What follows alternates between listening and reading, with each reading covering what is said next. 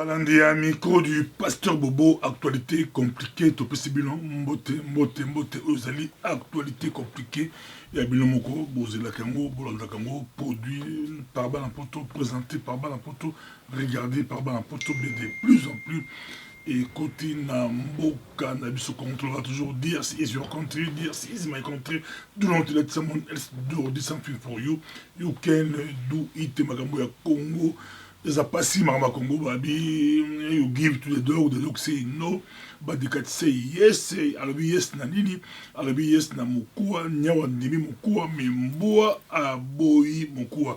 Makambo ya Congo eza kopesa pasi na ndenge monsonante, notre classe politique baza mwasima, mikolo na rasi, ole to tomela dafalgan, tomela nerofen, nasi kisi, tuwe la mwa sika, kisi tuwe la mwa sika, zaba kisi mi balé, ou c'est plutôt sa classe politique congolaise, plutôt sa congolais, ezali Mosengolgan na Ekofolgan.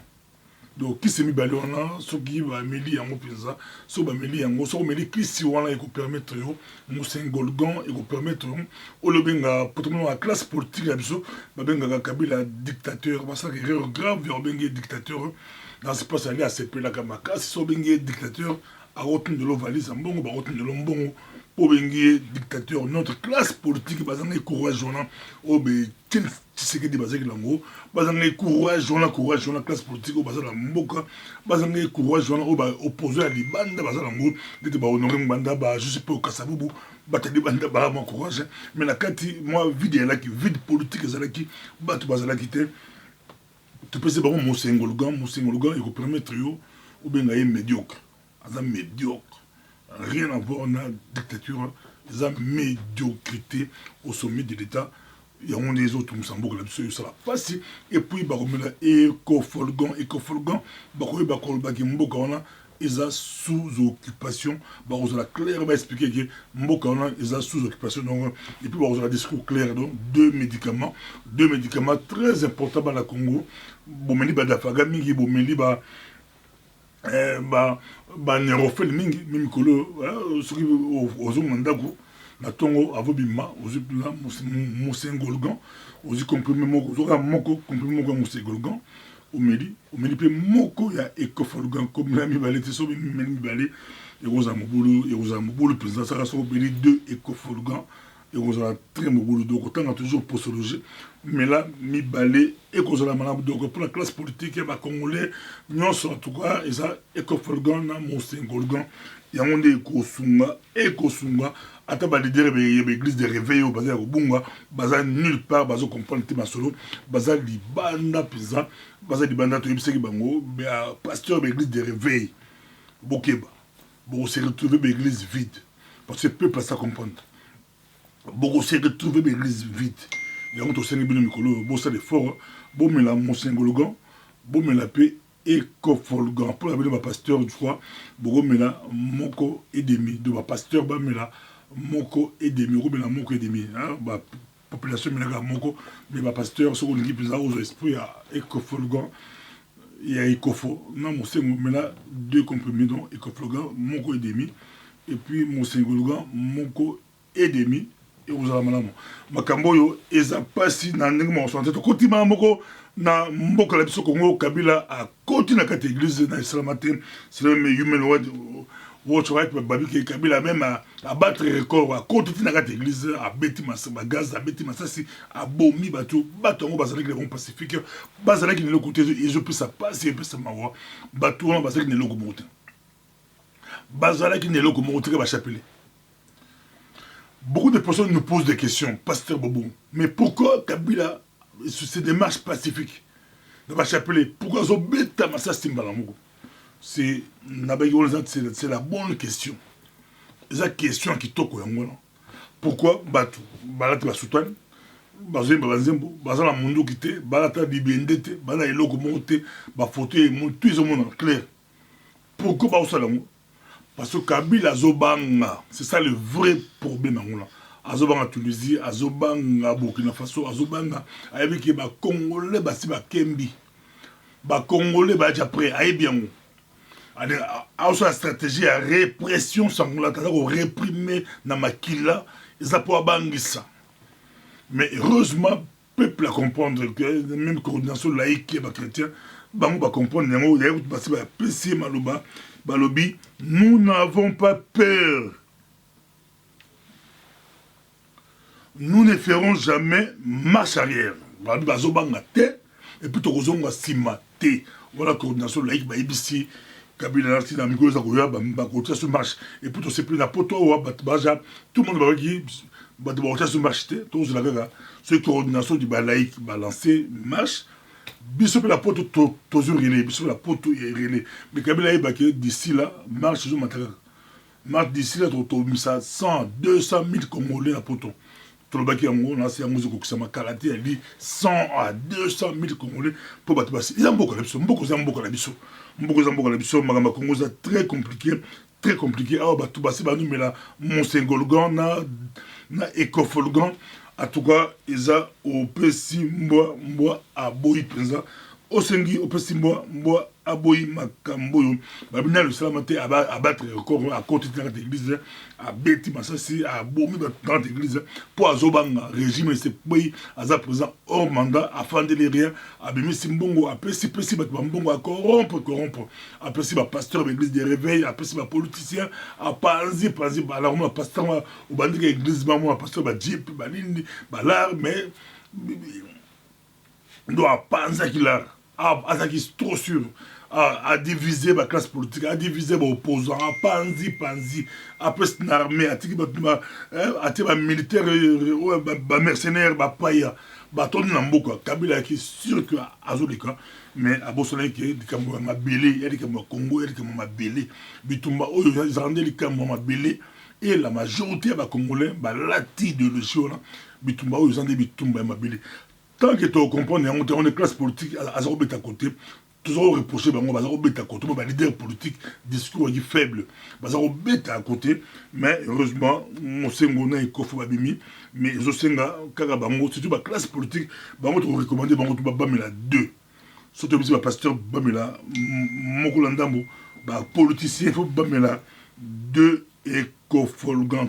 Na 2 mon Sengolgan, et vous avez fait secondaire à Mickey, mais Bamela 2 et vous savez bien pour la classe politique il y a beaucoup de Congo pour baser l'idéologie à combat et muscler discours là pour leur discours politique ça trop faible trop faible présent bon il y a Mosengo bon il y a Kofo bon on a discours ça présent et fanda discours il y a prophète discours il y a résistant discours présent il y a discours où il n'ingisime ba pays voisin et n'ingisime mindele makabo eza kopesa pasi na ndenge moko ya kosakana te mais nazi na onu pe ezapeli likambo ya onu na biso tobaki onu bazoboma na miso ya onu aosala monte likambo ya onu bolandaki abe mbelu azalaki très clair na makambo ya onu mais tomoni Antoine Guterres sur la secrétaire générale ya onu ya lobi aosenga baenquête crédible. Quelle enquête crédible? Bon, c'est une enquête crédible, autorité, Balandela, tout Babomaki, et ça, clarté, mais beaucoup d'organisations avec ma victime, ma famille, ma victime, ma sur le dossier pour écouter la CPI. En tout cas, ma monté, bateau a couffé le 21, le 31, en tout cas, dossier, on a, Ezo Kende, na niveau ya CPI en tout cas Kabila essaye balandela yango bazosenga ba Congolais so ba bozela garande ba la marche ya Bruxelles ba tout bazela so boyaka marche ezali boya ebele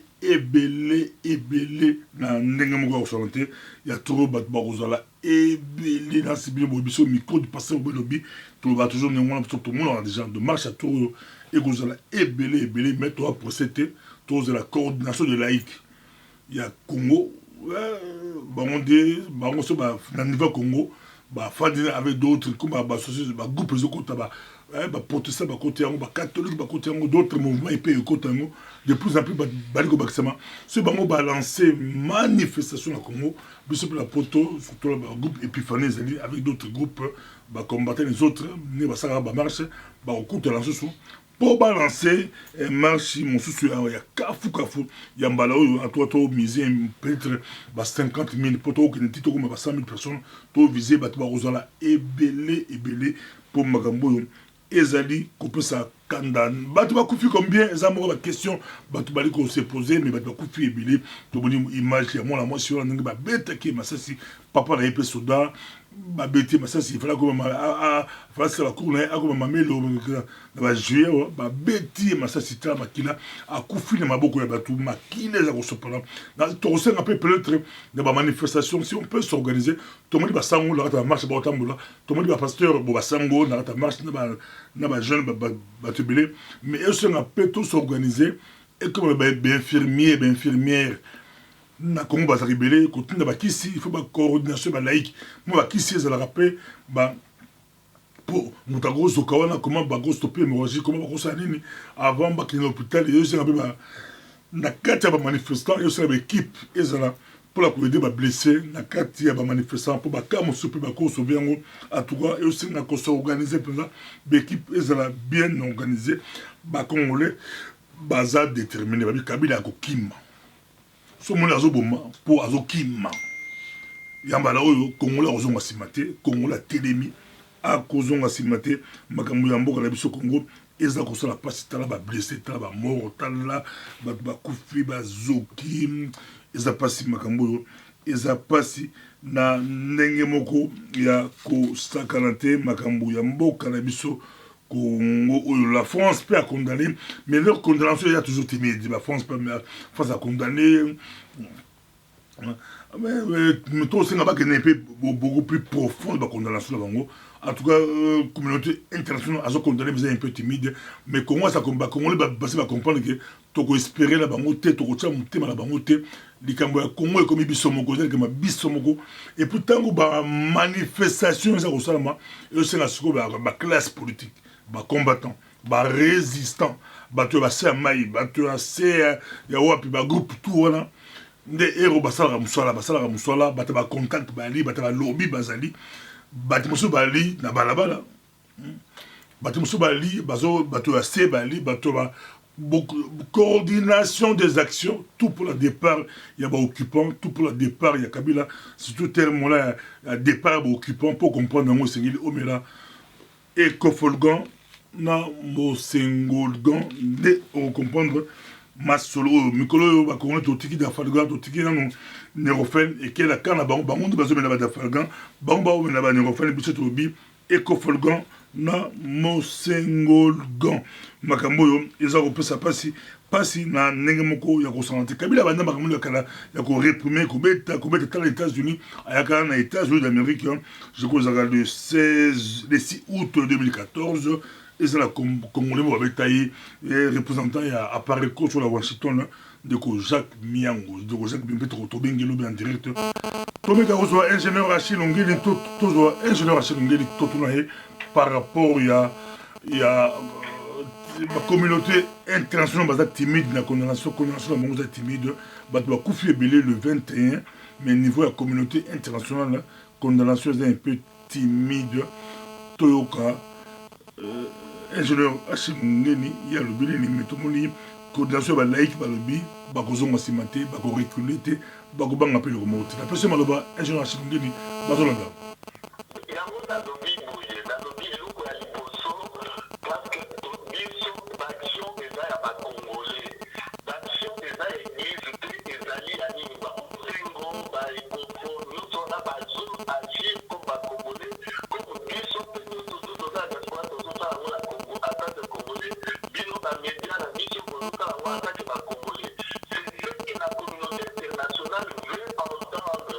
Ce qui nous dit dans la Bible, il y a pas de dénomination.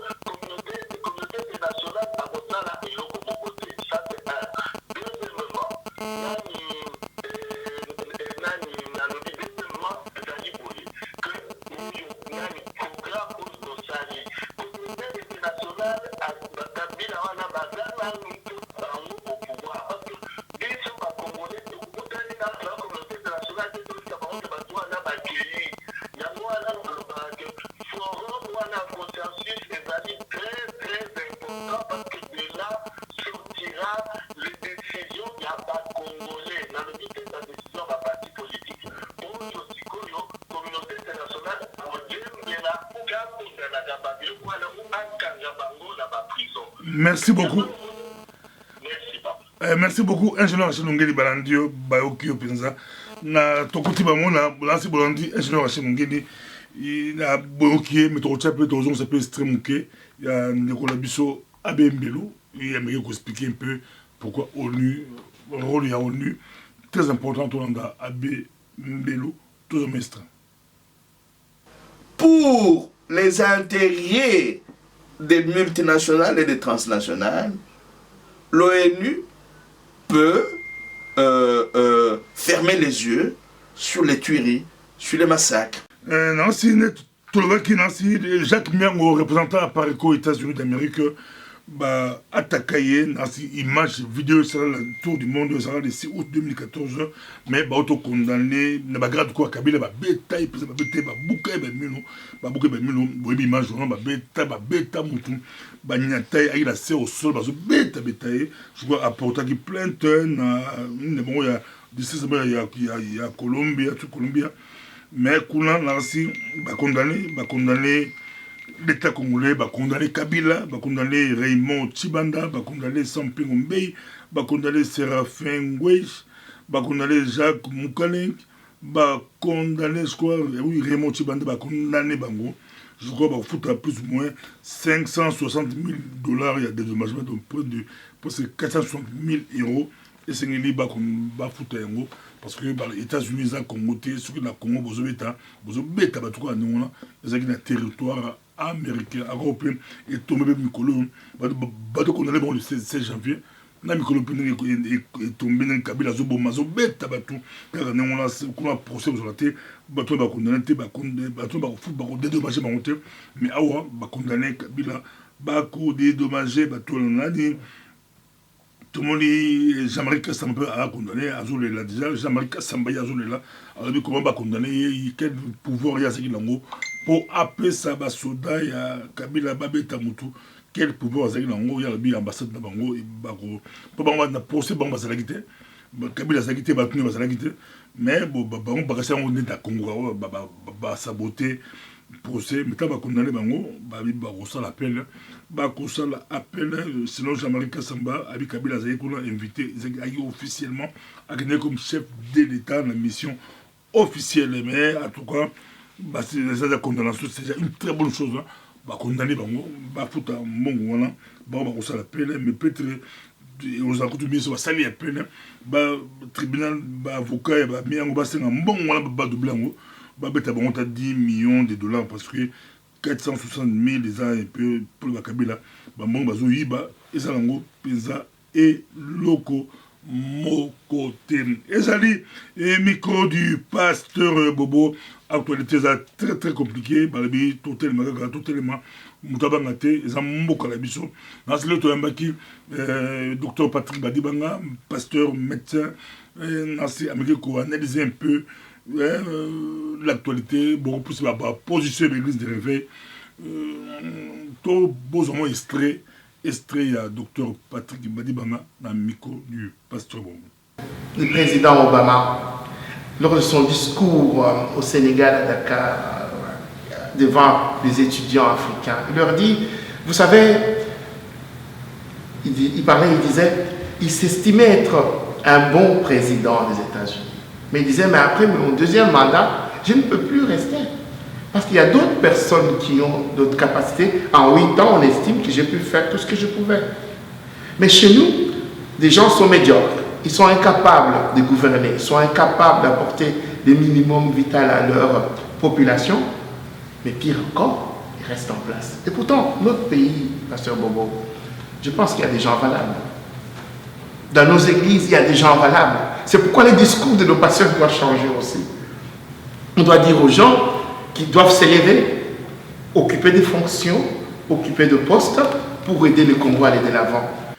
Bonjour, Kébélé, Bolandi, Bissot, Tolbigaga, et comme tant totéléma partout, vous allez, Kobangate, totéléma, Kabila Sakimi, Akokima, totéléma, Gaganasi, Boibi, histoire, il y a 4 lépreux, Boibi, histoire, on a, téléma. Biso totikeli tokufa soki mpe tokei tokufa tokende kaka nzambe asalaka miracle makolo na bango makolo bango ekomaka lokola histoire ya bible bakolo bango l'autre ke bakima baokaka boum boum babanda mbango bakima na Congo mpe komi ntango totelema tozala debout totelema tolongola kobanga bao bakufi baza bahéros tolobi respect na bafamille na bango respect na bato bali komarche na terrain respect na bato bali kobundela terrain respect mpe na bato bazobunda libanda eza bao basa ya mai baza so bawapi bazobunda bacombattant barésistant eza coordination mama Congo eza coordination ya beaucoup de groupes Kabila akokende soki tolingi epi tolobi ezali possible merci nde tomonani prochainement merci.